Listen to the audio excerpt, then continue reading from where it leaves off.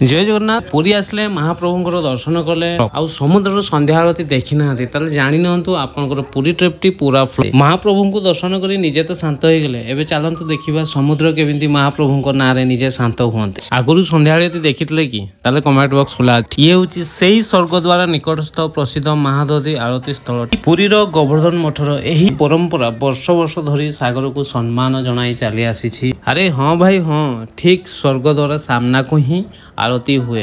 हाँ मु जानी पारुची बुझी पारुची बहुत लोग यही समुद्र कूल आसिक फोटो भिडियो करिकी जाती किंतु एही भलिया समुद्र संध्या आरती से मिस करिकी जाती। तो देखंतु हाथ में विशाल दीप धरी पूजक माने किपरि समुद्र को आरती करुछंती।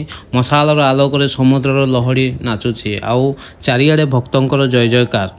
यही आरती केवल एक पूजा नुहे यह हूँ पुरीर संस्कृति और आध्यात्मिक शक्तिर प्रतीक।